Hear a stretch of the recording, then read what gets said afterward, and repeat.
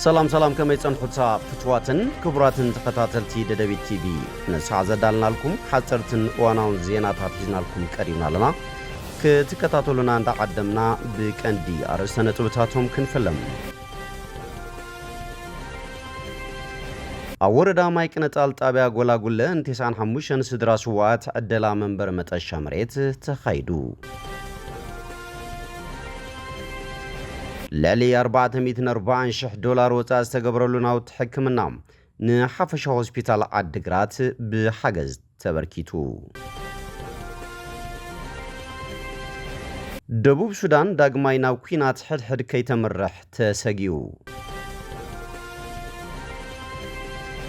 حدش قدماي ሚኒስትር ካናዳ አሜሪካ ክብረት ካናዳ ክትሕሉ ከም ዝግባ አጠንቂቁ ናብ ዝርዝሩ ሰይርና ለና ምስ ሓጸርተ ዜናታት ቢንያም ሓድሽ ሰናይ ምክትታል ኣብ ወረዳ ማይቅነጣል ጣቢያ ጎላጉለ እንቴሳን ሐሙሽን ስድራስዋት አደላ መንበር መጠሻ መሬት ተኻይዱ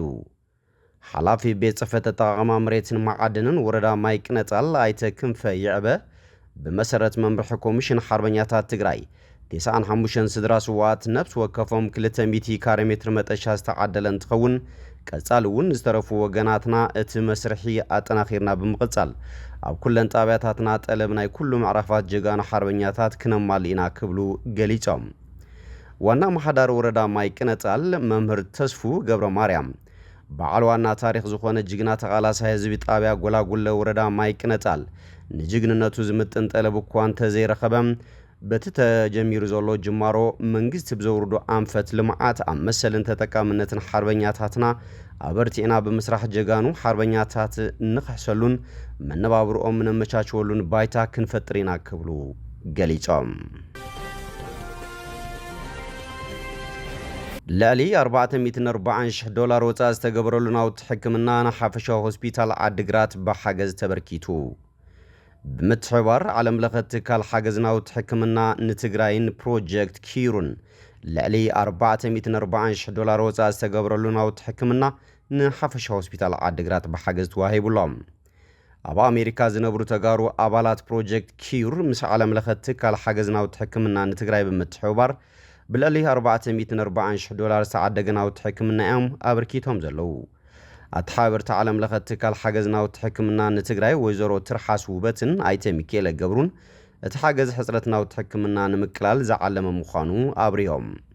حاجزو متناخيرهم كم زغطلولون كالو تكالاتن قبر السناي والكسباتن اسرهم كسعبون نتحساسيوهم نتحاجز تركبو اتحابار فارماسي حافشا هوسبيتال عدقرات قبر هوت نقا بسنك حصرتنا وتي عدتات نتاناتن حاويسو تحكمتي أمريتي دكسو كم زنابورو بمقلات اتحجي ترخيب زول حاجز نتساقم زك على المخانيام قليتهم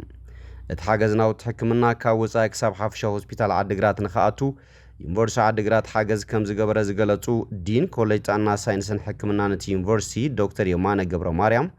تساقمنا وتحكمنا تكالات عنا نمفتح مزتفلالي تكالات قبر سنايت حبابيرو يسرح كم زولو قليتهم حسرتنا وتحكمنا حافشا هوسبيتال عدقرات مولو بمولن مفتح اوشت عدن وطان زنبرو وغنات كربارا ودما تاوعيت قريب لهم دبوب سودان داغماينا كوينات حدحد كيتمرح تسقيو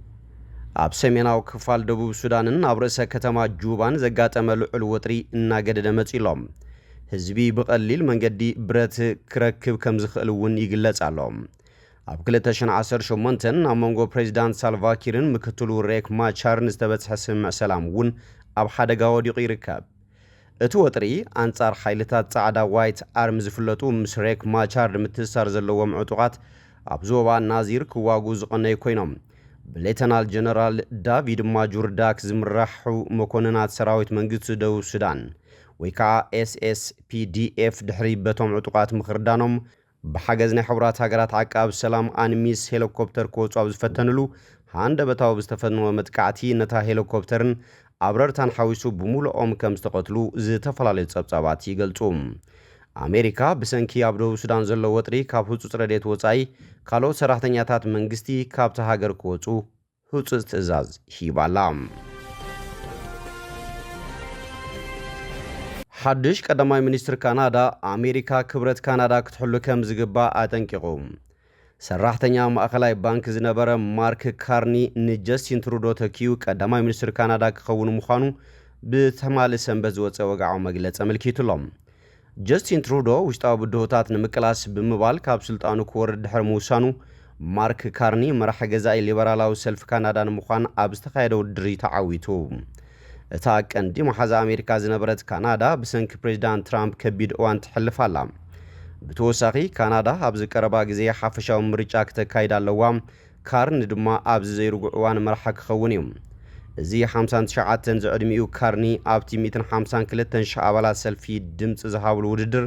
86 ሚእታዊት ድምፂ ብምርካብ ንሚኒስትር ፋይናንስ ዝነበረ ክርስቲያን ፍሪንላንድ ስዒሩ ክዕወት ክኢሉ ኣሎ።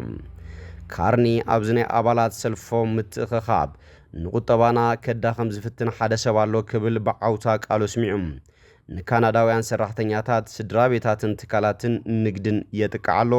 ክዕወት ክንገድፎ ከቶ ኣይንኽእልን ኢና ድማ ኢሉ። እዚ ከምቲ ዝተለመደ ንግዲ ኣይክኸውን እዩ ዝበለ ካርኒ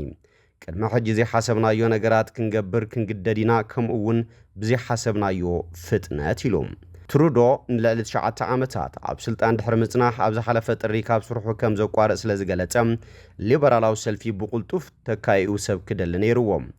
ትሩዶ ከይትጋገዩ እዚ ግዜ እዚ ንሃገርና ኣዝዩ ኣገዳሲ እዩ፣ ንዴሞክራሲ ከም ንቡር ክንወስዶ ኣይንኽእልን ኢና፣ ንናጽነት ከም ንቡር ክንወስዶ ኣይንኽእልን ኢና፣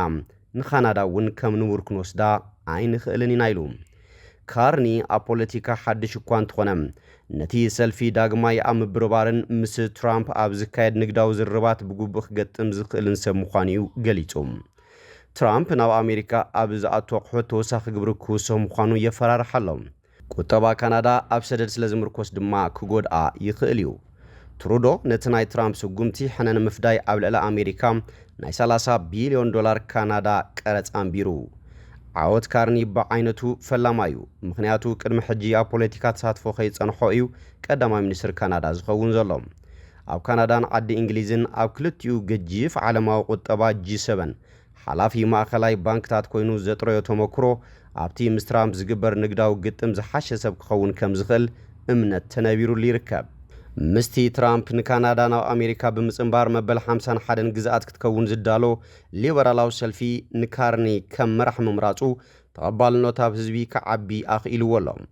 ካርኒ ኣብ ዝቕፅሉ መዓልትታት ቀዳማይ ሚኒስትር ኮይኑ ቃለ መሓላ ክፍጽምን ኣብ ዝስዕብ ሓፈሻዊ ምርጫ ንሰልፊ ወኪሉ ክቐርብን ትጽቢት ይግበር። እምበር ከስፍትዋትን ክቡራትን ተኸታተልቲ ደደቢት ቲቪ ንሰዓት ዘዳልናልኩም ዜናታት ነዚኦም ይመስሉ። ስለትምክታልኩም ኣመስጊና ብኻልኦት ሳብ ንራኸብ ሰሰናይ ንዓኹም።